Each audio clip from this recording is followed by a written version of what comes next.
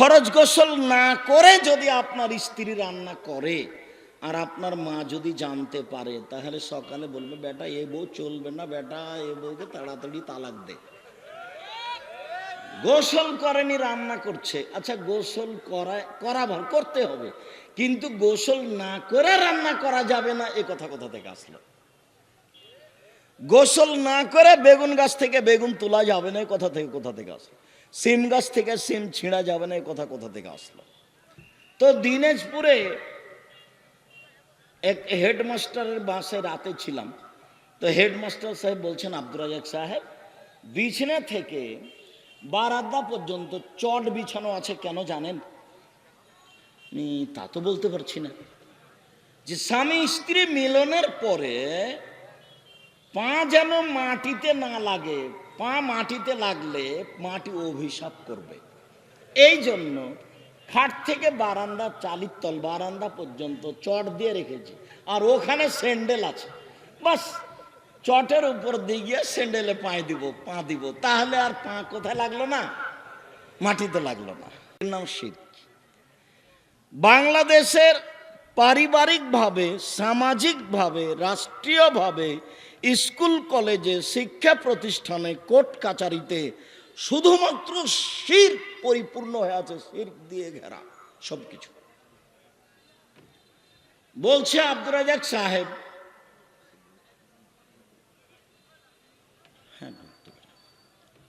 আপনাদের কাছে এরা সহযোগিতা চাচ্ছে, মনে হয় খরচ আছে, তো অবশ্যই আপনাদের কাছে ছেলেরা গেলে সহযোগিতা করবেন, বিরক্তির মধ্যে পড়বেন না, আর কেউ কথা বলবেন না। বলছে আমাকে, আব্দুর রাজাক সাহেব, আমার ছেলেটার জন্মের দিনের জন্য তেমন কিছু করব না, একটু খালি আমার বাপ মা চাচা চাচির একটু খাওয়ার ব্যবস্থা করব। তখন আমি বলছি, একটু আগের দিন করেন না? আগের দিন? তো বলছে যে মনে করছিলাম সেদিনই করি। আরে পরের দিন করেন না? মানে আগের দিনও তাকে ভালো লাগে না, পরের দিনও তাকে ভালো লাগে না, এই জন্য দিবসই হারাম, সব শিরক। যত দিবস আছে, মা দিবস, বাপ দিবস, সব শিরক। তো এইবার আল্লাহর সাথে শিরক করা প্রথম পাপ। দ্বিতীয়,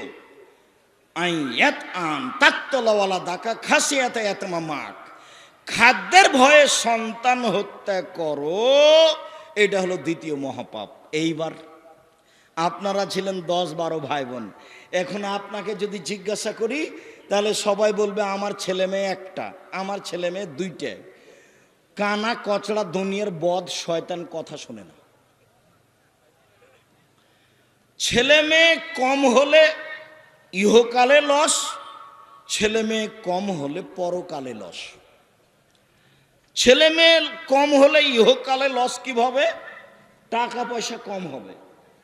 ছেলে মেয়ে বেশি হবে, যে আমার ডান দিকে বসে আছেন ডিআইজি সাহেব, একটা কোথায়, একটা এদেশে আছে, একটা ওই দেশে আছে, কোথায় আছে, টাকা পয়সা সবার হাতে আছে, বলছে আব্বা আমার কাছে আসেন। মেয়ে বলছে আব্বা আমার কাছে আসেন, ওই ছেলে বলছে আব্বা আমার কাছে আসেন। কত সম্মান নেবেন আপনি? আর একটা ছেলে দুনিয়ার শয়তান, কিছু করেনি, খালি আপনার উপরে খেতে চায়, চলতে চায়। কদিন পরে আপনি মরলে জমি বেচে খাবে। তো ছেলে মেয়ে কম হলে টাকা কম হবে, ইহকালে লস। ছেলে মেয়ে বেশি কম হলে পরকালে লস। কিভাবে? 10-12টা ছেলে মেয়ে হলে 2-1টা মারা যাবে ছোট অবস্থায়। কেউ যদি 14 বছরের আগে মারা যায় কোনো ছেলে মেয়ে, তাহলে তার বাপ জান্নাতে যাবে, ওই ছেলে বাপ মাকে জান্নাতে না নিয়ে যাবে না, এটা চূড়ান্ত হিসাব। ছেলে মেয়ে 2টা, কয়টা মরে কয়টা থাকে, যার কারণে ছেলে মেয়ে কম হওয়া লস। বুঝতে পারা যায় চেয়ারম্যান সাহেব?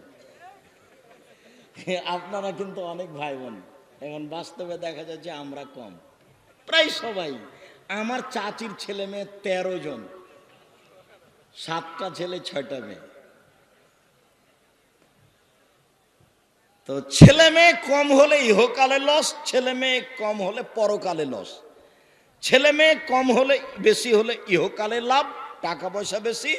ছেলে মেয়ে বেশি হলে পরকালে লাভ, দু একটা মারা যাবে, 2-4-10টা থাকবে। পৃথিবীর দ্বিতীয় মহাপাপ সন্তান হত্যা করা। 3 অন্তজানিয়া হালিলাতা জারেক, প্রতিবেশীর সাথে জেনা করা পৃথিবীর তৃতীয় মহাপাপ। অত্র হাদিসের সাথে আগের হাদিসের 1 নম্বরে মিল ছিল, সেটা কি বলেন তো? শিরক। 2 নম্বরে আর মিল খায়নি। 2 নম্বরে ওখানে ছিল বাপ মার অবাধ্য, আর এখানে এসেছে সন্তান হত্যা। ওই হাদিসে 3 নম্বরে ছিল মিথ্যা সাক্ষী, এই হাদিসে 3 নম্বরে এসেছে প্রতিবেশীর সাথে জেনা। প্রতিবেশীর সাথে জেনা হলে ডবল পাপ হয়। এক জেনা আর এক প্রতিবেশী হলো আমানতদার। ওর স্বামী লন্ডনে আছে, সৌদি আরবে আছে, আমাকে খুব ভালোবাসে, তাই বলেছে ভাইজান একটু হাট বাজার করে দিয়েন। তা আমি ওখানে হাট বাজার নিয়ে যাই, আনতে যাই, এই সুবাদে জেনায় লিপ্ত হয়েছি। এটা হলো আমানতের খেয়ানত, যার কারণে 2 পাপ একসাথে জমা হয়ে গেছে। তাই সিরিয়ালে 3 নম্বর পাপ। 3 আবু হুরায়রা রাদিয়াল্লাহু তাআলা আনহু বলেন, রাসূল সাল্লাল্লাহু আলাইহি সাল্লাম বলেছেন, ইজতানিবু সাবাল মুবিকাত, পৃথিবীর মানুষ 7 শ্রেণীর পাপ থেকে বাঁচো, সবটার ফলাফল জাহান্নাম। এই পৃথিবীর মানুষ 7 শ্রেণীর পাপ করো না, সবটার ফলাফল জাহান্নাম। 1 আশিরকু বিল্লাহ, আল্লাহর সাথে শিরক করা। দেখেন 1 নম্বরে ওটা আছেই। 2 আসেহর, জাদু, জাদু দেখা, জাদু করা অত্র হাদিসের 2য় মহাপাপ। 3 কাতলুন নাফসে, মানুষকে হত্যা করা, অন্যায়ভাবে মানুষকে হত্যা করা পৃথিবীতে 3য় মহাপাপ। 4 আকলু রেবা, সুদ খাওয়া। উল্লেখ্য যে, এই ছেলে মনোযোগী হবেন, মধ্যখানে একটা কথা বলছি।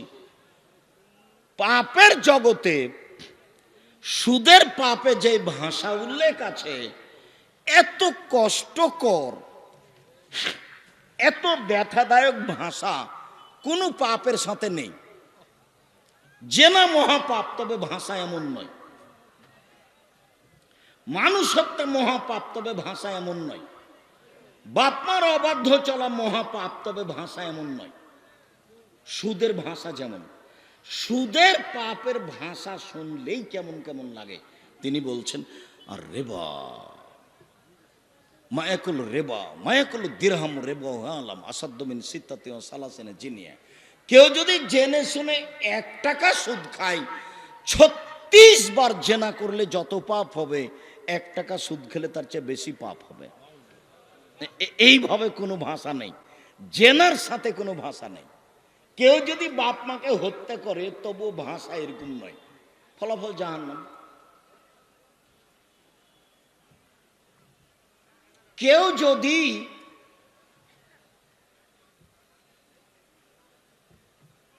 মানুষকে হত্যা করে, তো ভাষা এমন নয়, ফলাফল জাহান্নাম।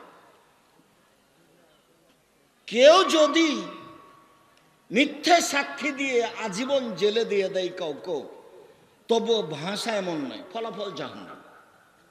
দেখেন, কেউ যদি 1 টাকা সুদ খায়, 36 বার জেনা করে যত পাপ হবে, 1 টাকা সুদ খেলে তার চেয়ে 1,00,000 গুণ বেশি পাপ হবে। আবার দেখেন, আর রিবা সাবুনা জুজান আইসারু, সুদের পাপের 70টা ভাগ আছে। ছোট থেকে বড়, বড় থেকে ছোট, ছোট থেকে বড়, বড় থেকে ছোট। সবচেয়ে ছোট পাপ হলো মার সাথে জেনা করলে যেমন পাপ হয়। কোন পাপের ভাষা এরকম নয়। সুদের লেনদেন 24 ঘন্টার মধ্যে বন্ধ করতে হবে, কিস্তিতে নাম কেটে দিতে হবে, ডিপিএস বাতিল করতে হবে, আমার পরামর্শ গ্রহণ করতে হবে। কি? চকলেট বিক্রি করে খাও, লোন নেওয়া লাগবে না। কি? কলা বিক্রি করে খাও, লোন নেওয়া লাগবে না। লোন নিয়ে বাড়ি গাড়ি করবেন না, লোন নিয়ে ব্যবসা করিয়েন না। জানাজাই হবে না। আরে জাহান্নাম জান্নাত পরে, ওর জানাজাই নাই। যার লোন আছে তার জানাজাই নাই, জানাজাই হবে না। অতএব কিস্তি যাদের আছে আগামীকাল 10টা হতে হতে কিস্তি কেটে দিতে হবে। বক্তব্যের সাথে মুনাফিকি করে কোনো লাভ নেই। 2 দিন বাঁচতে এসে পুরো জীবনটাকে জোর করে জাহান্নামের দিকে ঠেলে দিতে রাজি নই। মানুষের বাড়িতে কাজ করে খাবো, সুখে দিন কাটাবো। মানুষের বাড়িতে সারাদিন কাজ করি, 500 টাকা পাই, আলহামদুলিল্লাহ। সম্মানিত দিনী ভাই বোন, কত যে আছি, 4 5 আকলুল ইয়তিম মাল আকলি ইয়তিম, এতিমের টাকা পয়সা খেয়ে নেওয়া মহাপাপ। তাওয়াল্লিউল যুদ্ধের মাঠ থেকে পালিয়ে যাওয়া মহাপাপ। 7 কাজফুল মুহসানাতিল মুমিনাতিল গাফিলাত, ভালো মহিলার নামে অপবাদ লাগানো, মেয়েটা খারাপ। এইটা হলো পৃথিবীতে পাপের সিরিয়ালে 7 নাম্বার পাপ। 1 নাম্বার কি বলেন তো? শিরক। মুআয ইবনে জাবাল রাদিয়াল্লাহু তাআলা আনহু বলেন, আউসানি খলিলি বিআসরে কালেমাত, আমার দোস্ত মুহাম্মদ সাল্লাল্লাহু আলাইহি সাল্লাম 10টি আমাকে উপদেশ দিলেন। 10টি বললেন, মুআয ইবনে জাবাল শোনো, তুমি আমার 10টা কথা মেনে চলো।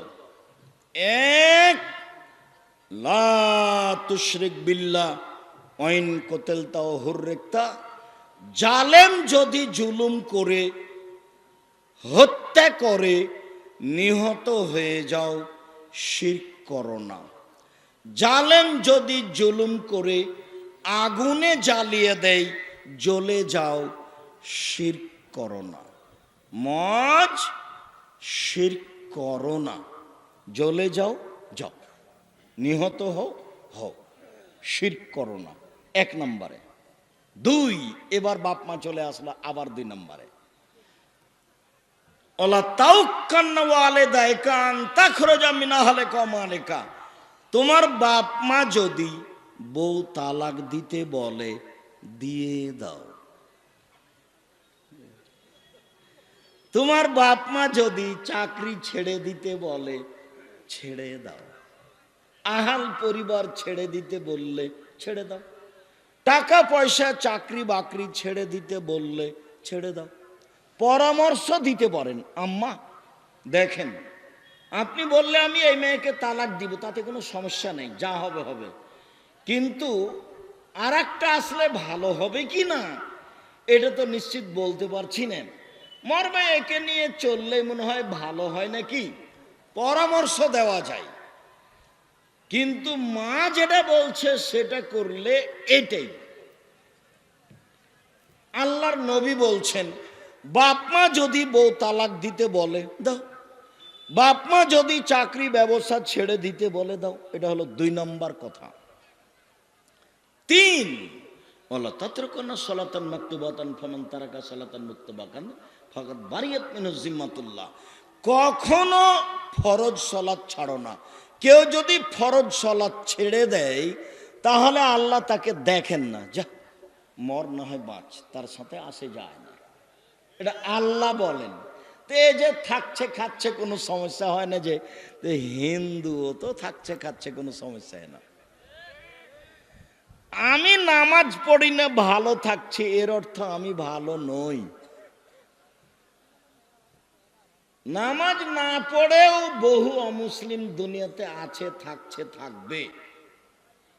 যারা আল্লাহর সাথে শিরক করছে, ইহুদি খ্রিস্টান, বলছে যে ঈসা আল্লাহর বেটা, বলছে যে মারিয়াম আল্লাহর স্ত্রী। কত বড় খারাপ কথা, এরপরও তারা আছে দুনিয়াতে। তো কিছু দুনিয়াতে করে নেওয়ার অর্থ আল্লাহ তাকে ভালোবাসে, এই কথা নয়। আল্লাহর নবী বলছেন, কেউ যদি ফরজ সালাত ছেড়ে দেয় তাহলে আল্লাহ তাকে বলেন, যা, তোর সাথে আর আমার কোনো ভালো মন্দ নেই। 3, ইয়াকাল মাসিয়াতা ফাইন্না বিল মাসিয়াতা হাল্লা সাকাতুল্লাহ, সাবধান, পাপ করবেন না। পাপ যদি করেন তাহলে উপর থেকে বিপদ নেমে আসবে। এক, ব্যবসাটা মার খাবে। পাপ যদি থাকে তাহলে ব্যবসা মার খাবে। দুই, জমি জায়গা মানুষ দখল করে নেবে। তিন, ছেলে জেলে চলে যাবে। চার, সমাজে হইচই বেঁধে যাবে। পাঁচ, কেউ ভালোবাসবে না। যত সমস্যা আছে দুনিয়াতে সব আপনার উপরে নেমে আসবে। কিসের কারণে? পাপের কারণে। খুব সাবধান। আপনি বুঝতে পারছেন না ব্যবসা মায়ের খেলো কেন? পাপ কোথাও আছে। এই ছেলে,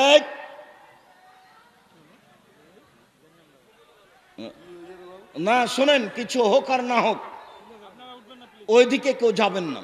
এই ছেলে, বসো।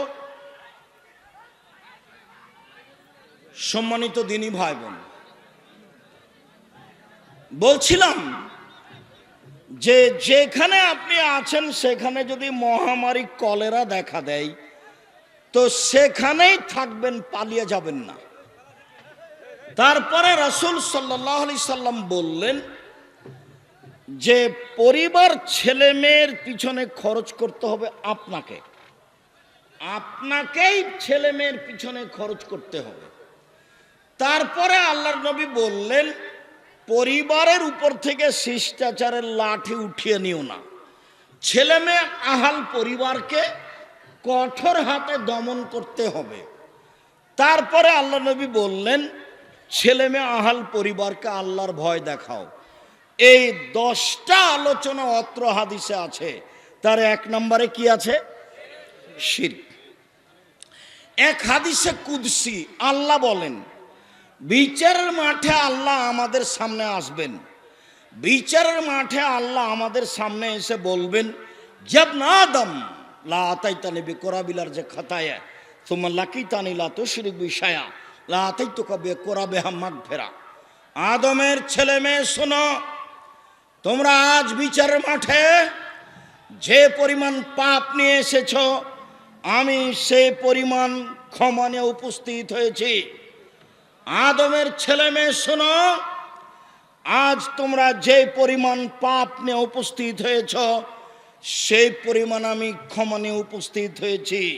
তোমার যে পরিমাণ পাপ আমার সেই পরিমাণ ক্ষমা, তোমার যে পরিমাণ পাপ আমার সেই পরিমাণ ক্ষমা।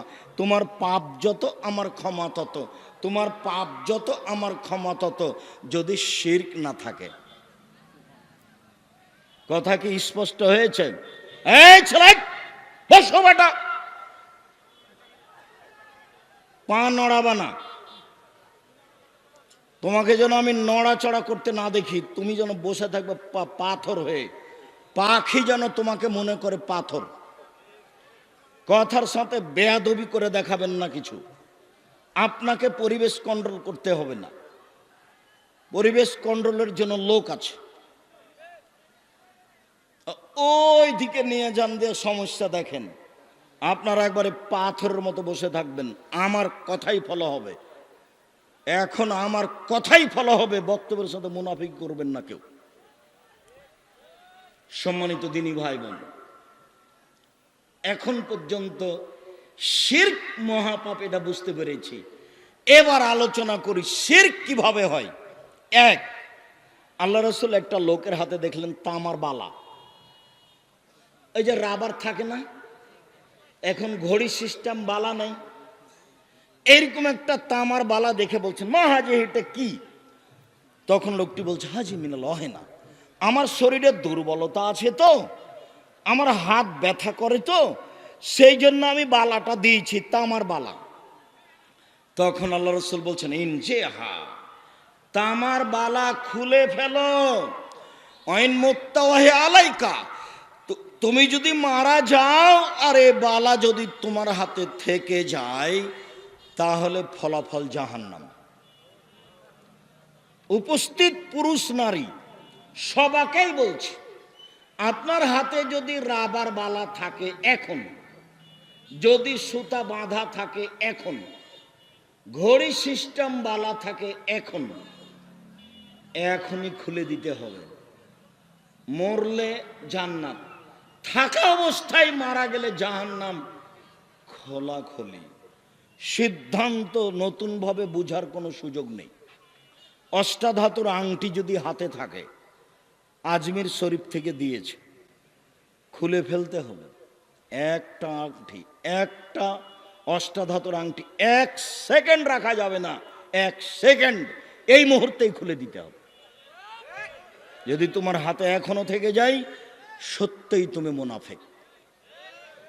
তুমি আসলে এই বক্তব্যের সাথে মুনাফিক করো। শোনো, জাতির যদি রাস্তাঘাট করে দিতে না পারি, জাতির যদি স্কুল কলেজ করে দিতে না পারি, জাতিকে চূড়ান্ত সঠিক ধর্ম দিতে পারবো ইনশাআল্লাহ। ধর্মের ব্যাপারে জাতিকে ফাঁকি দিয়ে পরকাল হারাতে রাজি নই, এ কথাই চূড়ান্ত।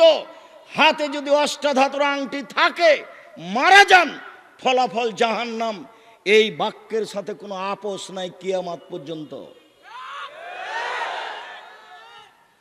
আব্দুল্লাহ ইবনে মাসউদ রাদিয়াল্লাহু তাআলা আনহু বলেন, রাসূল সাল্লাল্লাহু আলাইহি সাল্লাম বলেছেন, ইনার রোকা ওয়াত তামাইম ওয়াত তাওয়ালা শিরকুন, নিশ্চয় ঝাড়ফুঁক করা শিরক, মাদুলি ব্যবহার করা শিরক, স্বামী স্ত্রীর মধ্যে ভালোবাসা সৃষ্টি করা শিরক। পেপার পত্রিকায় দেখা যায়, অমুক মহিলার কাছে গেলে মনের মানুষ পাওয়া যায়। পেপার পত্রিকায় দেখা যায়, অমুক মহিলা পুরুষের কাছে গেছে, স্বামী স্ত্রীর মধ্যে ভালোবাসা হয়। আল্লাহ বলছেন, ওয়াজালনা বাইনাকুম মাওয়াদাতা ওয়া রাহমা, যেদিন বিবাহ পড়ানো হয়েছে, সেদিন আমি আল্লাহ ওদের দুইজনের মাঝে ভালোবাসা সৃষ্টি করেছি। একজন আরেকজনের পোশাক করে দিয়েছি। জীবনের চেয়ে ভালোবাসে একজন আরেকজনকে। স্বামী স্ত্রী পরস্পরের নাম ভালোবাসা, একজন আরেকজনের পোশাক, চলতে ফিরতে একজন আরেকজনের সহযোগিতায় থাকে। আর বাপ মা হলেন শ্রদ্ধার মানুষ। শ্রদ্ধা কি করতে হবে? আব্বা আম্মা কি করতে বলেন, আমি প্রস্তুত আছি। শ্রদ্ধা। আব্দুর রাজ্জাক সাহেব, আপনাকে কোথায় আনতে যেতে হবে বলেন, যেখানে আনতে যেতে হবে সেখানেই যাব। এটা কি? শ্রদ্ধা। সম্মানিত দিনী ভাই বোন, কেন জানি একটা কথা আঘাত কাটছে বারবার। ঠাকুরগাঁ জেলার বিবাহ পড়ানোর পদ্ধতি কিন্তু নাজায়েজ, হারাম। বিবাহ পড়ানোর পদ্ধতি এটা চলবে না। গাইবান্ধা জেলার কাছাকাছি হতে পারে। কেন? রংপুর, দিনাজপুর, লালমনিরহাট, টেন্ডফামারী, কুড়িগ্রাম, পঞ্চগড়, ঠাকুরগাঁ সব একই হবে বিবাহ পড়ানোর পদ্ধতি বলে আমার অনুমান। বৈঠকে বসে আছে বরটা, কেবলার দিকে মুখ করে, মুখে রুমাল দিয়ে। ও নাকি কথা বলতে পাবে না, বললে নাকি ও বেয়াদব। তো রংপুর অন্তর্গত গাইবান্ধা জেলা, যেহেতু আমার শ্বশুরবাড়ি গাইবান্ধা গোবিন্দগঞ্জ, আমিও কোনো একদিন বিবাহের বৈঠকে বর হিসেবে বসেছিলাম। তা আমি মোহরের কথা বলেছি। তেমনি একবারে আমার স্ত্রীর যেটা মামা আব্দুল্লাহর যেটা নানা অর্থাৎ নানির ভাই, একবারে বৈঠকে লাফ দিয়ে উঠেছে, উঠে বলছে, বিবাহ তুলে দাও, বিবাহ তুলে দাও। বাড়িতে গিয়ে বলছে, বিবাহ পড়ানো হবে না। বর কেন কথা বলে? হইচই করে একবারে বাড়ি থেকে রাগ করে বের হয়ে চলে গেছে। তো বিবাহ পড়ানোর পদ্ধতি, 8-10 জন চ্যাংড়া ছুল্লু সব আরো হুজুর যায় মেয়েটার কাছে। মেয়েটার কাছে গিয়ে বলে, অমুক নিবাসী অমুক, এত টাকা নগদ, এত টাকা বাকি, তোমাকে বিবাহ করতে এসেছে, তুমি তাকে স্বামী সত্ত্বে কবুল করো। ও তখন বলে যে কবুল করলাম। 3 বার বলাই। তারপরে বিবাহের বৈঠকে আসে, বর বসে আছে, আরও সবাই বসে আছে। এসে সালাম দিয়ে দাঁড়ায়। তখন বসে থাকা লোকগুলি বলে, আপনারা কে? তখন এরা বলে, আমরা এ বিবাহের উকিল। মেয়ে কবুল করেছে? জি হ্যাঁ কবুল করেছে। আপনারা শুনেছেন? জি শুনেছি। তখন বলে বসেন। তখন বসে। মনে হচ্ছে এক পাগলামি কারবার, হিন্দুদের বিবাহ লেগেছে, কলার গাছের চতুর্দিকে ঘুরে। একবারে নগদ মিথ্যে। মেয়ের কাছে বিবাহ পড়ানোর কোনো সুযোগ নেই। আগে আরবি খুতবা হবে, তারপরে মেয়ের বাপ বলবে, বরকে সামনে রেখে, 2 জন সাক্ষী সামনে রেখে, কাজী সাহেবের কাছে খাতাতে 4 জন সাক্ষী আছে, 4 জন সাক্ষী না যায় যায় চলাই। 4 জন সাক্ষী কোথায় লাগে বলো তো? জেনায়। তো এটা কি জেনার বৈঠক? তো 4 জন সাক্ষী কেন? এটা একটা দ্বীনি ব্যাপার, এখানে 2 জন সাক্ষী লাগবে। আল্লাহ নবী বলছেন লা নিকাহ ইল্লা বিওয়ালিন, বাপ ছাড়া বিবাহ হয় না। লা নিকাহ ইল্লা বিশাহিদাইনি, 2 জন সাক্ষী ছাড়া বিবাহ হয় না। মুহাম্মদ সাল্লাল্লাহু আলাইহি সাল্লাম বলছেন 2 জন সাক্ষী, আর কাজী সাহেবের খাতা বলছে 4 জন সাক্ষী। শরীয়ত এটা নয়। খুতবা আগে হবে, তারপরে মেয়ের বাপ বলবে আমার মেয়ে খালেদা এত নগদ এত বাকিতে তোমার সাথে বিবাহ বন্ধনে আবদ্ধ হতে রাজি, তুমি তাকে স্ত্রী হিসাবে কবুল করো। বর তখন বলবে কবুল করলাম। 2 জন সাক্ষী শুনবে, এর নাম বিবাহ। গুরুত্বপূর্ণ কথা হিসেবে 3 বার বলা যায় আমার মেয়ে খালেদা এত নগদ এত বাকিতে তোমার সাথে বিবাহ বন্ধনে আবদ্ধ হতে রাজি, তুমি তাকে স্ত্রী হিসাবে কবুল করো। ও বলবে কবুল করলাম। আমার মেয়ে খালেদা এত নগদ এত বাকিতে তোমার সাথে বিবাহ বন্ধনে আবদ্ধ হতে রাজি, তুমি তাকে স্ত্রী হিসাবে কবুল করো। ও বলবে কবুল করলাম। এরপরে বারাকাল্লাহু লাকা আলাইকা জামা বাইনাকুমা ফি খায়রিন। এরপরে বৈঠক শেষের দোয়া। দুয়ার শেষে বরটা লাভ দিয়ে বলছে আপনারা ওয়ালিমার দাওয়াত। আরে ওয়ালিমা তো হবে বাসর রাতের পরে। ওয়ালিমা কখন হবে? বাসর রাতের পরে। এখন যে বলছে ওয়ালিমার দাওয়াত, এক বিবাহের সাথে যে কত বেদাত আছে, এক ঈদের মাঠে যে কত বেদাত আছে, এক রমজান মাসে যে কত বেদাত আছে, একবারে মনের ইয়াতে সাদ করে বলে নিচ্ছে। আর ইফতার সাহারির খাওয়ার 5 মিনিট আছে, আপনারা তাড়াতাড়ি সাহারি খান। মা বোনেরা আপনারা উঠুন। আর কে যে কি করছে, গাজাল পড়ছে। যদি উমর রাদিয়াল্লাহু তাআলা বেঁচে থাকতেন সবার আজীবন জেল হতো। উমর রাদিয়াল্লাহু তাআলা বেঁচে না থাকার কারণে সবাই পাপ করার সুযোগ পেয়েছে, মুখ খুলতে পাবে না, শুধু আজান, শুধু আজান। কোরআন মাজিদ পড়তে পাবে না, গাজাল পড়তে পাবে না, বলতে পাবে না। আপনি যে চিল্লাচিল্লি করছেন অত, তার একজন যে তাহাজ্জুদ পড়ছে। আমি তো ইমামের সাথে তারাবি পড়ি না, আমি তো নিয়মিত তাহাজ্জুদই পড়ি রাতে, একই সালাত, যেটাই তাহাজ্জুদ সেটাই তারাবি। তা আপনি যে চিল্লাচিল্লি করছেন, তা আমার সালাতের কি হবে? কে আপনাকে চিল্লাচিল্লির অনুমতি দিল? আপনার হুজুরও বেদাতি, আপনিও বেদাতি। পুরো রমজানটা বেদাত দিয়ে ঘেরে রেখেছেন। কিসের ইবাদত খামাখা? আপনার খাওয়ার না খাওয়া দুটাই সমান। আপনি ছিলেন রোজা, সিয়াম ছিলেন না। সিয়াম মানে বিরত থাকা, রোজা মানে উপবাস থাকা। 16 আনাই মিছে জীবনটা আপনার, 16 আনাই মিছে। বাবু ও মাঝি, চন্দ্র কেন বাড়ে কমে রে? আমি তো তা বলতে পারি না। দেখি মাঝি তোর জীবন 4 আনাই মিছে, দেখি মাঝি তোর জীবন 8 আনাই মিছে, দেখি মাঝি তোর জীবন 12 আনাই মিছে। বাতাস উঠেছে, নৌকা হিলে উঠেছে। মাঝি বাবু, কি মাঝি সাঁতার জানো বাবু? না রে মাঝি, না আমি তো সাঁতার জানি না। বাবু এখন দেখি তোমার জীবন 16 আনাই মিছে। চিল্লাচিল্লি করে রমজান মাস পালন করে জীবন 16 আনাই মিছে। কথা যা বলছি সেটা জীবনে কোনোদিন ফেরত নেওয়া হবে না ইনশাআল্লাহ। তোমার সিয়াম পালন হয়নি এ কথাই চূড়ান্ত। রাসূল সাল্লাল্লাহু আলাইহি সাল্লাম বলছেন মালাওয়া মুহদাসান, কেউ যদি বিদআতকে আশ্রয় দেয় লা ইকবাল আনহু আদল সারফ, তার ফরজ ইবাদত কবুল হবে না, তার নফল ইবাদত কবুল হবে না। ও হলো বেদাতি, আর কোন ইবাদত কবুল হবে না। হাদিস বুখারী মুসলিম। মুখ খোলার আগে আগে দেখতে হবে আমার কথা রাসূলের সাথে মিল খায় কিনা। সালাম তো ছিল এরকম, আসসালামু আলাইকুম। তালুর সাথে তালু, 2 হাত পৃথক হলো, সব পাপ ক্ষমা। হাদিস সহিহ, হাদিস আবু দাউদ। তা আপনি আসসালামু আলাইকুম, আরো পিছনে লেগেছে আর একটা, 1 2 3 বুকে, 4 এরকম, 5 এরকম, 6 পায়ে। কত যে সালাম আছে, একটাও চলবে না।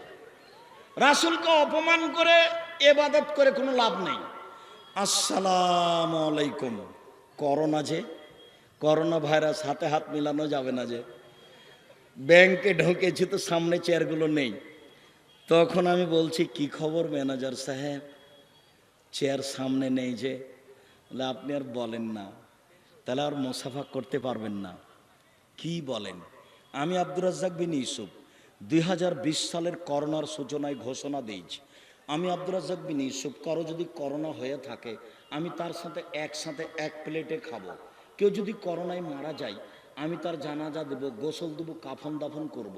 এতে যদি আমারও করোনা হয় তাহলে আমি বলবো পৃথিবী সৃষ্টির 50,000 বছর পূর্বে আমার ভাগ্যে লেখা হয়েছিল করোনা, তাই আজকে হয়েছে। আমি তার গায়ে হাত দিয়েছি, সেই জন্য করোনা হয়েছে। এই কথা আমি আব্দুর রাজ্জাক বিন ইউসুফ বিশ্বাস করি না। অল্প দিন বাঁচতে এসে শিরক করে মরতে রাজি নই। আমি 3 ফুট পর পর দাঁড়াতে রাজি নই। আজ থেকে কিয়ামত পর্যন্ত যদি কাবা ঘরে আর কেউ পাশাপাশি না দাঁড়াই, তবে আমি আব্দুর রাজ্জাক বিন ইউসুফ পাশাপাশি দাঁড়ানোরই চেষ্টা করব। 3 ফুট দূরে দাঁড়িয়ে করোনা থেকে আমি বাঁচতে রাজি নই। প্রয়োজনে একাই বাড়িতে সালাত আদায় করব, কিন্তু পদ্ধতি পরিবর্তন, বাঁচার জন্য মাস্ক আমি আব্দুর রাজ্জাক বিন ইউসুফ লাগাবো না। আমিও দিয়ে ভাগ্য বাড়াতে রাজি নই। আমাকে করোনা হবে না, যদি হয় তাহলে বুঝবো এটা 50,000 বছর আগে লেখা হয়েছিল পৃথিবী সৃষ্টির। যদি সতর্কতায় বাঁচা যেত তাহলে যমুনা ফিউচার পার্কের মালিক করোনায় মারা যেত না। যারা দেশের পানি খায় না, দেশের পানি খায় না, ওরা এদেশের পানি খায় না, বাহির থেকে পানি নিয়ে আসা খায়। টাকার অভাব নেই, ভুল হিসেব। বিমানবালায় মেয়েটা বলছে মাস্ক লাগান, ধৈর্য ধারণ করো। মাস্ক লাগান, ধৈর্য ধারণ করো। মাস্ক লাগান, ধৈর্য ধারণ করো। আবার যখন বলেছে আমি যখন উঠছিলাম তুমি তখন দেখনি আমার মাস্ক মুখে ছিল না, দেখো আমি মাস্ক মুখে লাগাবো না। এর আগে তুমি আমাকে দেখলে নামিয়ে দিও। এখন তুমি যাকে বলার বলো, আমি মাস্ক দিয়ে করোনা ঠেকাতে রাজি নই। আমি আব্দুর রাজ্জাক বিন ইউসুফ শিরক করে 1 ঘন্টা বাঁচতে রাজি নই। যা হবে ভাগ্যে হবে, ওটা তো আমি বিশ্বাসই করি না। ওই পথে আমি নই। মাস্ক এখন লাগান, ধুলাবালি উঠছে না, অনেক ধুলাবালি আছে, জীবাণু আছে, এখন লাগিয়ে রাখেন। একটা দিয়ে একটা ঠেকান কি করে? আল্লাহর নবী বলছেন না ইউদি শাইউন আলা শাইন, রোগ ব্যাধি একজনের কাছ থেকে আরেকজনের কাছে যায় না, একজনের কাছ থেকে আরেকজনের কাছে যায় না। এটাও শিরক, যা আলোচনার শেষে আসছে। সম্মানিত দিনী ভাই বোন, বলছিলাম শিরক দেখাচ্ছিলাম। 1, মাদুলি ঝুলানো শিরক। 2, স্বামী স্ত্রীর মধ্যে ভালোবাসা সৃষ্টি করা শিরক। 3, ঝাড়ফুঁক করা শিরক। তবে কোরআন মাজিদের আয়াত পড়ে ঝাড়ফুঁক করা যায়, তবে হাদিসের দোয়া পড়ে ঝাড়ফুঁক করা যায়। শিরকি কথা দিয়ে ঝাড়ফুঁক করা যায় না। রাসূল সাল্লাল্লাহু আলাইহি সাল্লাম বললেন মান তাআল্লাকা তামিমান ফাকাদ আশরাকা, কেউ যদি মাদুলি ঝুলায় তাহলে সে শিরক করলো। 10 জন লোক নবীর কাছে আসলো, 9 জনের সাথে বায়াত করলেন, একজনকে ছেড়ে দিলেন। ওরা 9 জন বলল যে তারাক্তা তিসাতান ও তারাক্তা বায়াতা তিসাতান ও তারাক্তা ওয়াহেদান। আল্লাহর নবী 9 জনের সাথে বায়াত করলেন, একজনকে ছেড়ে দিলেন।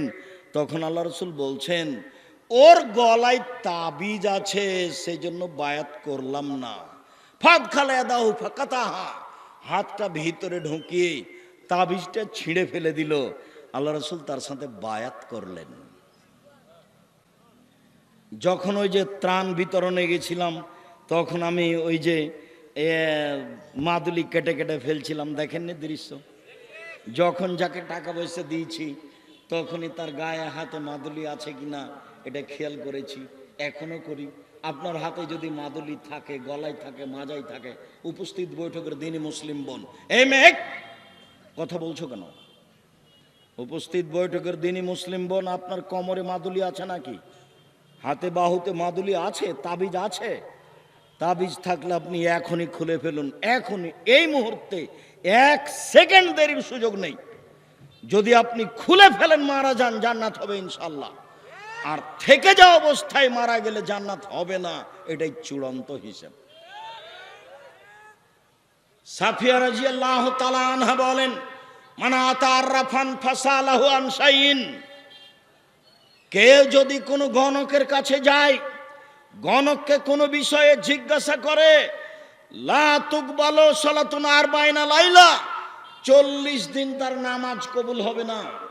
কেউ যদি গণকের কাছে যায় কিছু জিজ্ঞাসা করে, দেখুন তো ভাই আমার টাকাটা হারিয়ে গেছে, কে নিয়েছে, তার সালাত কবুল হবে না কতদিন? 40 দিন।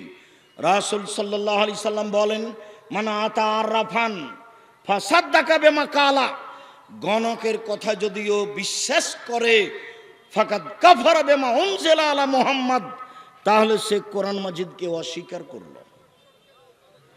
এবার আপনার কাছাকাছি বাড়িতে চলে আসে, আপনার ঘরে প্রবেশের জন্য যাচ্ছে, দেখেন ওয়াকেদ আল্লাহ আইসি রাদিয়াল্লাহু তাআলা আনহু বলেন, আল্লাহর নবী হুনাইনের যুদ্ধে গেলেন, তো একটা গাছের পাশ দিয়ে যাচ্ছিলেন, ইউকালালাহ জাত আনোয়াতিন, সেই গাছের নাম হলো জাত আনোয়াত। এই যে একটা গাছ, সেই গাছটার নাম হলো জাত আনোয়াত। মুশরিকেরা তাদের তরবারি সেই গাছে ঝুলাতো, তারা মনে করতে এতে সুবিধা হবে। তখন সাহাবীগণ বললেন, আল্লাহর নবী, ইজাল্লানা জাতা আনোয়াতিন কামালাহুম জাত আনোয়াত, আপনি আমাদের জন্য একটা এরকম গাছ করে দেন না, আমরা সেখানে তরবারি ঝুলাবো। এরা যেমন তরবারি ঝুলাচ্ছে আমরাও তেমন তরবারি ঝুলাবো। তখন আল্লাহ রাসূলের উত্তরটা শোনেন তো, আমার দিকে চেয়ে থাকবেন, এই ছেলে বসো, তুমি কোনো কাজ দেখাচ্ছ আমাকে? তুমি আমার চেয়ে বেশি ক্লান্ত? আপনার তো একটা ইতস্তবোধ থাকতে হবে, আমি তো ক্লান্ত, আমি তো আপনার বিরক্তির আগেই কথা শেষ করব। কাজে দয়া করে আপনি আমাকে কোনো কাজ দেখাবেন না, বিনীত অনুরোধ, আপনি কাজ আমাকে দেখিয়ে পরিবেশ নষ্ট করবেন না। সাহাবীগণ বললেন, একটা গাছ আমাদের জন্য করে দেন, ওদের যেমন গাছ আছে। তখন আল্লাহ রাসূল প্রথমে বলছেন, সুবহানাল্লাহ, হায় হায় হায় হায়, এটা কি কোনো কথা হলো? সুবহানাল্লাহ, হাদা কালা কমে মুসা, আরে এটা তো মুসার সম্প্রদায় যা বলেছিল সেটাই হয়ে গেল। মুসা আলাইহিস সালামের সম্প্রদায় বলেছিল, ইজাল্লানা ইলাহান কামালাহুম আলেহা, মুসা আপনি আমাদের একটা মাবুদ করে দেন, যেমন ভাবে ইহুদি খ্রিস্টানদের অনেক মাবুদ আছে। ভারতে আছে সরস্বতী, ভগবতী, কালী, দুর্গা। সৌদি আরবে আছে লাত, মানাত, উজ্জা। আগে ছিল ইয়াউক, এগুস, নাসর। এইরকমভাবে চিরদিন মানুষ মূর্তি পূজা করেছে। তা আপনি মুসা আলাইহিস সালাম, আপনি একজন নবী, আমাদের জন্য একটা মাবুদ করে দেন, ওদের জন্য যেমন মাবুদ আছে। ছি ছি ছি ছি ছি, তোমরা একটা গাছের দাবি করে মুসা আলাইহিস সালামের সম্প্রদায় যা করেছিল তাই করেছ, এটা কথা হলো? আমার কাছে একটা গাছের দাবি করলে কেন? গাছের দাবি কেন করলেন? তরবারিটা ওখানে ঝুলিয়ে রাখবেন, তাহলে জয়ী হবে, এইটুকু সুবিধা। এই হাদিস দিয়ে কে বড় ক্ষতিগ্রস্ত বয়ে এদেশে যত সুবিধা নেওয়া আছে সবকে শিরক বলা আছে। এটা দিয়ে বলা আছে জন্মদিবস শিরক। আগের দিন আপনি কেন খানা পানি করবেন না? গাছে তরবারি ঝুলালে কি হবে? গাছে তরবারি ঝুলানো আল্লাহ রাসূল নিষেধ করলেন কেন? সবারই এরকম মাবুদ ছিল, কিছু সুবিধা নিত। কাবা ঘরের সাথে একটা মাবুদ ছিল, তার নাম হবল। এটা হলো ইহুদি খ্রিস্টান নয়, মুহাম্মদ সাল্লাল্লাহু আলাইহি সাল্লামের বাপ, চাচা, দাদা না খালু যারা, ওরা একে আল্লাহ বলে মানত, তার নাম হবল। সেই হবল মূর্তির পাশে একটা পাতিল ছিল, সেই পাতিলে 3টে খড়ি ছিল। একটা খড়ির গায়ে লেখা ছিল ইফাল, করো। একটা খড়ির গায়ে লেখা ছিল লাতাফাল, করো না। একটা খড়ির গায়ে লেখা ছিল মোহমাল, কিছুই না। তো মানুষ যদি তার মেয়ের বিবাহ দিবে অমুক ছেলের সাথে, তখন ওই পাতিলের ভিতরে এভাবে হাত ঢোকাতো, দেখেন একটা খড়ি বের করতো, ইফাল করো। ও হবল আল্লাহ বলে দিল বিবাহ দিয়ে দাও।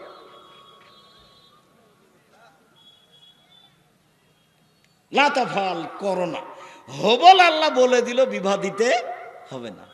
এই বিশ্বাসে চলে আসছিল। বিশ্বাস, তারই নাম আকীদা, বিশ্বাস। মূর্তির সামনে কলা দেওয়া হয়েছে, জিলাপি দেওয়া হয়েছে, তারাও জানে যে খেতে পারবে না, তবুও করছে কেন? তার নাম বিশ্বাস, তার নাম আকীদা, তার নাম বিশ্বাস। সম্মানিত দিনী ভাই বোন, রাসূল সাল্লাল্লাহু আলাইহি সাল্লাম যখন কাবা ঘরে ঢুকলেন, তখন কাবা ঘরে কতটি মূর্তি ছিল? 360টি। রাসূলের হাতে একটা ছিল লাঠি। তিনি আঘাত করে মূর্তিগুলি ভাঙতে লাগলেন আর মুখে বলতে লাগলেন, জাল হক এসেছে সত্য, ওয়াজাকাল বাতিল চলে গেছে মিথ্যা। ইন্নাল বাতিলা নিশ্চয় মিথ্যা, কানা জাহুকা চিরদিন মিথ্যা। এসেছে সত্য, চলে গেছে মিথ্যা, নিশ্চয় মিথ্যা, চিরদিন মিথ্যা। সব মূর্তিগুলিকে ভেঙে দিলেন। মূর্তিগুলি ছিল তার বাপের, মুহাম্মদ সাল্লাল্লাহু আলাইহি সাল্লামের পিতার। বলেন তো মুহাম্মদ সাল্লাল্লাহু আলাইহি সাল্লামের পিতা এখানে কে? ইব্রাহিম আলাইহিস সালাম। ভুলে যাচ্ছেন? এই যে যে যে যে সেদিন বলছিলাম না, জিবরাইল আলাইহিস সালাম আমাদের নবীকে নিয়ে গেছেন সপ্তম আকাশের উপরে। নিয়ে গিয়ে জিবরাইল বলছেন, হুয়া ইব্রাহিম, হুয়া আবুকা ফাসাল্লাম আলাইহি, ইনি হচ্ছেন ইব্রাহিম, ইনি আপনার বাপ, আপনি তাকে সালাম দেন। তখন আমাদের নবী একটু আগিয়ে গেলেন, আগিয়ে গিয়ে বলছেন, আসসালামু আলাইকুম ইয়া আবি, আব্বা আপনাকে সালাম। তখন ইব্রাহিম আলাইহিস সালাম বলছেন, ওয়ালাইকুম আসসালাম ইবনি সালেহ নবী সালেহ, ও আমার সৎ ছেলে, তোমাকেও সালাম। ও সৎ নবী, তোমাকেও সালাম। এটা কে বললেন? ইব্রাহিম আলাইহিস সালাম। আমাদের নবী কি বললেন? আব্বা আপনাকে সালাম। তো ইব্রাহিম আলাইহিস সালাম কি বললেন? ও আমার সন্তান, তোমাকেও সালাম। কাবা ঘরে কার মূর্তি ছিল? ইব্রাহিম আলাইহিস সালাম। ইসমাইল ইসাহাকের সম্মান করা শিরক। সম্মানিত দিনী ভাই বোন, রাসূল সাল্লাল্লাহু আলাইহি সাল্লাম যে রোগে মারা গেছেন, শেষ অসুখ, সেই সময়ে তিনি বললেন, পৃথিবীর মানুষ সাবধান থেকো, লানাল্লাহুল ইয়াহুদা ওয়ান নাসারা ইত্তাখাযু কুবুর আমবিহিম মাসাজিদা।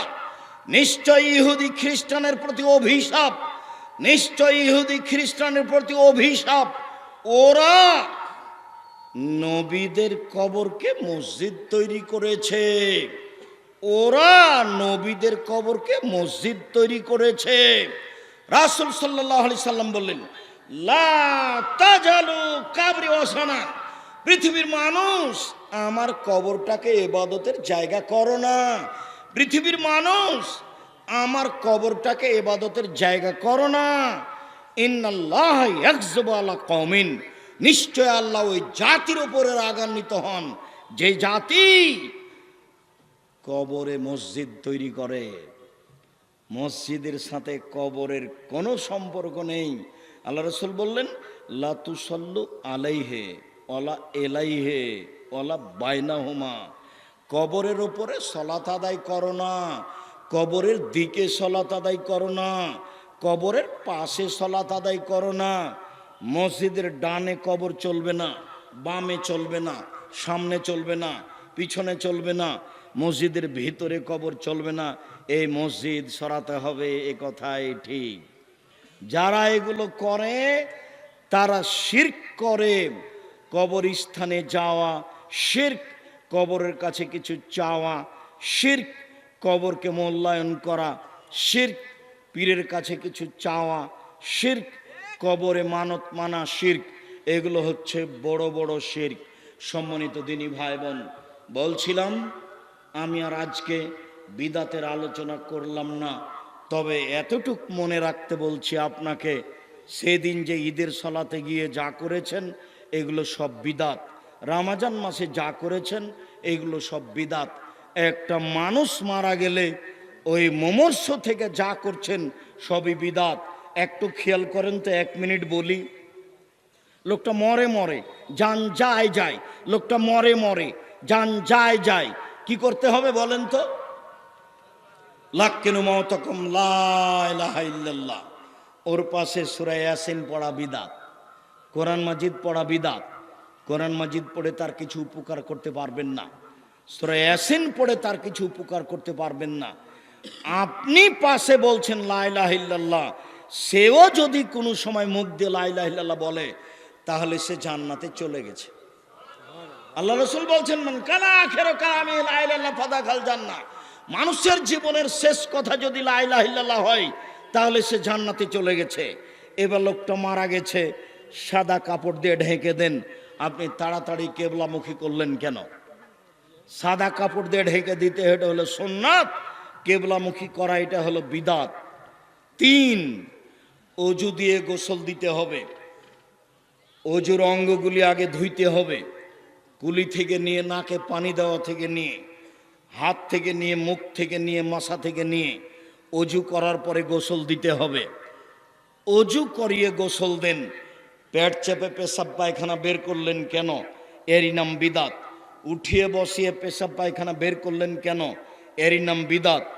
এখন নখ কাটলেন কেন? এরই নাম বিদাত। নখ বড় রাখতে পাবে না কেউ। উপস্থিত বৈঠকের মুসলিম বোন, মেয়ে শোনো, তোমার হাতে নখ বড় কেন? দেখো তো, তোমার বাপ নেই, তোমার হাতে নখগুলো বড় বড় কেন? নবীগণের বৈশিষ্ট্য 10টি। নবীগণের বৈশিষ্ট্য 10টি। কয়টি? 10টি। 1, দাড়ি বড় করতে হবে।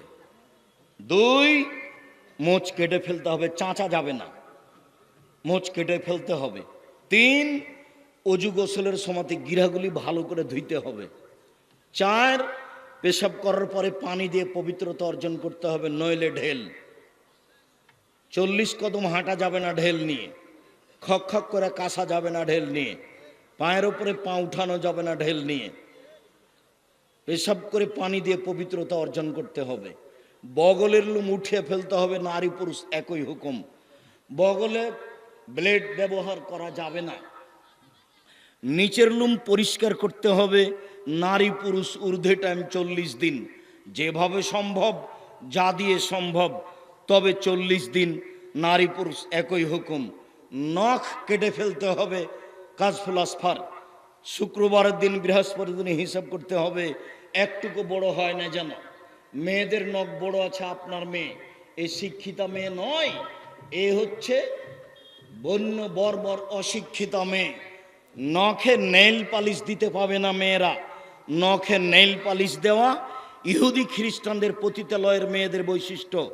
নখে নেইল পালিশ দেওয়া কার বৈশিষ্ট্য? ইহুদি খ্রিস্টানদের পতিতালয়ের মেয়েদের বৈশিষ্ট্য নখে নেইল পালিশ দেওয়া। মহিলারা হাতে মেহেদি দিবে, হাতের নখে তো দিবেই, পায়ের নখে দিতে হবে। মহিলারা হাতের নখে এবং পায়ের নখে মেহেদি দিতে বাধ্য, দিতেই হবে। একজন মহিলা আল্লাহ রাসূলের কাছে একটা পত্র দিয়েছিল। তা আল্লাহ রাসূল পত্রটা নেওয়ার পরে বলছেন, কি ব্যাপার, এই হাতটা পুরুষের না মহিলার? পুরুষের যদি হয় তাহলে মেহেদি নেই, ভালো কথা। মহিলার যদি হয় তাহলে মেহেদি নাই কেন? মহিলার হাতে মেহেদি ছিল না, তিনি নিন্দা করলেন। তার মানে মহিলারা হাতের নখে, পায়ের নখে মেহেদি দিতে বাধ্য, দিতেই হবে। মহিলারা এমন কিছু মুখে হাতে লাগাবে যা দেখতে পাওয়া যায়, গন্ধ পাওয়া যায় না, যা দেখতে পাওয়া যায়, গন্ধ পাওয়া যায় না। বিউটি পার্লারে তারা ঢুকতে পাবে না, ঢোকা নিষেধ। ওখানে ভুরু তুলে চিকন করা হারাম, ওখানে দাঁত ছিলে চিকন করা হারাম। তবে বিউটি পার্লারে যা কিছু পাওয়া যায় সেগুলি মহিলারা মুখে হাতে লাগাতে পারে। ওরা এমন কিছু লাগাবে যা দেখতে পাওয়া যায়, গন্ধ পাওয়া যায় না। পুরুষ মানুষ এমন কিছু ব্যবহার করবে যা গন্ধ পাওয়া যায়, দেখতে পাওয়া যায় না। পুরুষ মানুষ এমন কিছু ব্যবহার করবে যা দেখতে পাওয়া যায় না, গন্ধ পাওয়া যায়। পুরুষের নখে মেহেদি দেওয়া হারাম, হাতে মেহেদি দেওয়া হারাম। কোনো পুরুষ হাতে নখে মেহেদি দিতে পাবে না। আব্দুর রাজ্জাক সাহেব, থামেন। আল্লাহর নবী দাড়িতে মেহেদি দিয়েছিলেন, যার কারণে আমাদের মেয়েরা পায়ে মেহেদি দেয় না। আপনি যে বলছেন পায়ে মেহেদি দিতে হবে, জি দিতেই হবে, দিতে বাধ্য। তো দাড়িতে দিয়েছেন যে, আরে দাড়িতে দিয়েছেন এটা একটা সুন্নাত। দাড়ি তো আল্লাহর নবী আতরও তো দিয়েছেন, আল্লাহর নবী দাড়িতে আতর লাগিয়েছেন। কিন্তু আবার যারা ঋতুবতী মহিলা গোসল করে পবিত্র হবে তাদেরকে লজ্জা স্থানে আতর ব্যবহার করতে বলেছেন আল্লাহর নবী। তা আতর যে আল্লাহর নবী দাড়িতে লাগিয়েছেন, এইবার যেখানে যেটা ব্যবহার করেছেন সেটা সুন্নাত, অতএব নখ কেটেই ফেলতে হবে, জরুরি। সকাল হয় না যেন উপস্থিত বৈঠকের মুসলিম বোন, এই মেয়ে তোমাকে সাবধান করছি, এখন বাড়িতে গিয়ে প্রথম কাজ যেটা সেটা হলো নখ কেটে ফেলা। দ্বিতীয় কাজ যেটা সেটা বাড়িতে যেন কোনো ছবি মূর্তি না থাকে, যেন কাঁকড়া না থাকে। ভেঙে চুরে ইমানদার হয়ে রাত্রে ঘুমাবা। বক্তব্যের সাথে মুনাফিকি করে রাত্রে ঘুমিয়ে জান্নাত পাওয়ার চেষ্টা করিও না, হিসাব ভুল। বলছিলাম নখ কাটা যাবে না এখন, মোচ কাটা যাবে না এখন, পরিষ্কার করা যাবে না এখন। লোকটা মারা গেছে, সব বিধান বন্ধ, নখ কাটা বন্ধ, মোচ কাটা বন্ধ, নিচের লুম পরিষ্কার করা বন্ধ। এখন শুধু অজু দিয়ে গোসল দিতে হবে, সবই বেদাত। অজু দিয়ে গোসল দিয়ে তিনটা কাপড়, ছেলের জন্য, মেয়ের জন্য, সবার জন্য, লাশটাকে তিনটা কাপড়ের উপরে রেখে দেন। তিনটাই সমান, ছোট বড় হতে পারে। ডান দিকের কাপড়টা আগে উঠিয়ে, বাম দিকের কাপড়টা পরে উঠিয়ে আপনি রশি দিয়ে তিনটে বেঁধে দেন। মহিলাকে গোসল দিবে মহিলা, পুরুষকে গোসল দিবে পুরুষ। তবে স্বামী গোসল দিবে স্ত্রীকে, স্ত্রী গোসল দিবে স্বামীকে, এটাই বিধান। স্বামী মারা গেছে, স্ত্রী বেঁচে আছে, স্ত্রী গোসল দিবে, এটাই বিধান। স্ত্রী মারা গেছে, স্বামী বেঁচে আছে, স্বামী স্ত্রীকে গোসল দিবে, এটাই বিধান। একাধিক সহিহ হাদিস। এছাড়া মহিলাকে গোসল দিবে মহিলা, এছাড়া পুরুষকে গোসল দিবে পুরুষ।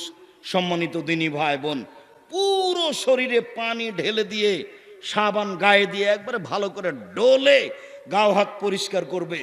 লজ্জা স্থানে হাত লাগিয়ে পরিষ্কার করতে পারে, কোনো সমস্যা নেই। যদি কেমন কেমন লাগে তাহলে একটু হাতে কাপড় একটু ব্যবহার করবে, একটু কাপড় ব্যবহার করে ভালো করে শরীরের সব অঙ্গ ডোলে ভালো করে ঝকঝকে করে পরিষ্কার করবে। একবার, তিনবার, পাঁচবার, সাতবার ঝকঝকে পরিষ্কার হতে হবে। এটা রাসূলের হাদিসের আদেশ, একাধিক আদেশ। এরপরে জানাজা। জানাজা শুরু হওয়ার আগে কেউ বক্তব্য দিতে পাবে না, সব বিদআত, কেউ কথা বলতে পাবে না, ইমাম সাহেব বক্তব্য দিতে পাবে না। শুধুমাত্র ইমাম সাহেব বলতে পারেন, শোনেন এই ছেলে, তুমি তোমার বাপের বড় ছেলে তাই না, তুমি সালাম দিয়ে বলো, ঋণ লেনদেন থাকলে আমাকে বললে আমার বাপের জিম্মেদার আমি দিয়ে দিব। কেন? ঋণ ছাড়া জানাজা নাই। আল্লাহ রাসূল জানাজা শুরু করবেন, শুরু করতে গিয়ে বলেন, এই শোনো, এ ঋণ আছে নাকি? জি।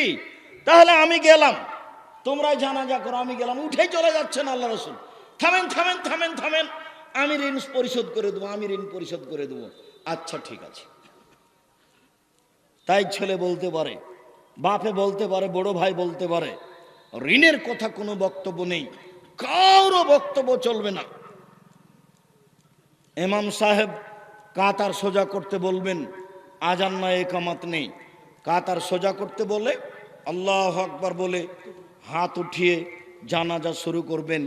4 তাকবীরের জানাজা। সালাম ফিরে লাশ নিয়ে যাবেন। মাথা আগে না পা আগে বিবেচনার প্রয়োজন নাই, আগে বিবেচনা করলে বিদাত হবে। 4 জন ঘাড়ে করে লাশ নিয়ে যাবে, মধ্যে নামাতে হবে, এটাই বিদাত। প্রয়োজনে 10 বার নামাবে। কাঁধ পরিবর্তন করতে হবে, এটাই বিদাত। প্রয়োজনে 10 বার কাঁধ পরিবর্তন করবে। বুঝা গেল না কথা মনে হয়? প্রয়োজনে 10 বার নামাবে, কিন্তু নামাতে হবে এই কথা বিদাত। বুঝাতে পারিনি, বুঝাতে পারলাম না? প্রয়োজনে নামাতে হবে। কাঁধ আমার ব্যথা করছে তাই আমি নামিয়ে দিলাম, প্রয়োজনে কয়বার নামাবো?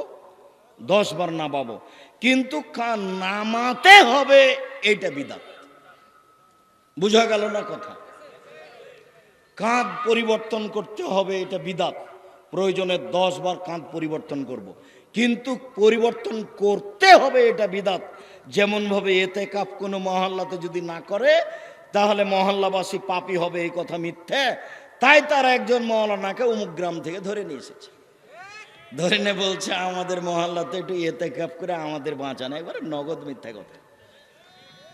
লোকটাকে কবরে নামাতে হবে বিসমিল্লাহ ওয়ালা মিল্লাতে রাসূলিল্লাহ সাল্লাল্লাহু আলাইহি সাল্লাম। ডান কাতে রাখতে হবে, গোটাটাই ডান কাতে একবারে অলের সাথে লাগিয়ে দিয়ে মুখখান কেবলার দিকে মুখ করে দেওয়া বিদাত। পুরোটা লাগিয়ে দিতে হবে কেবলামুখী করে।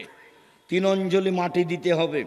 ভর্তি হয়ে গেছে, আটা মাটি লাগবে না, বাড়ি চলে যান, ডবল নেকি পাবেন। মানুষ বেশি, তাই ডালিতে করে মাটি নিয়ে সবার হাতে ছয়ে নিল, এটা হলো বিদাত। এবার কবরের চতুর্দিকে 4টা খড়ি পুঁতে দিলেন, খেজুর ডাল, এটা হলো বিদাত। কুকুরে ক্ষতি করতে পারে, যে কোনো মূল্যে তাকে আটকে রাখার চেষ্টা করেন, জাল টাল কিছু দেন, সেটা ভিন্ন কথা। মাটি ভালো, কোনো সমস্যা নেই, তবু আপনি পানি ঢাললেন, এটা হলো বিদাত। চতুর্দিকে দাঁড়িয়ে সবাই মিলে দোয়া করলেন, এটা হলো বিদাত। 40 দিনের দিন খাওয়ালেন, এটা হলো শিরক ও বেদাত। সম্মানিত দিনী ভাই বোন, এক জানাজাকে লক্ষ্য করে 241টা বেদাত আছে, বই পুস্তকে দেখুন। আজকের জন্য এই পর্যন্ত আলোচনা করে আমি আপনাদের জন্য আন্তরিকভাবে দোয়া করি, আল্লাহ আপনাদের যারা মারা গেছে তুমি তাদের কবরের শাস্তি মাফ করো। এই ছেলে থামো, দোয়া পড়ি। যারা আমরা অসুস্থ আল্লাহ তুমি তাদের আরোগ্য দাও, যারা আমরা বেঁচে আছি তুমি তাদেরকে তোমার রাসূলের পদ্ধতি অনুযায়ী চলার তৌফিক দান করো। আজকের আলোচনা মেনে চলার তৌফিক দান করো। এ দাবি, এ দাওয়া, এ দোয়া তোমার দরবারে রেখে আজকের আলোচনা এখানে শেষ করলাম। সুবহানাকাল্লাহুম্মা ওয়া বিহামদিকা আশহাদু আল্লা ইলাহা ইল্লা আনতা আস্তাগফিরুকা।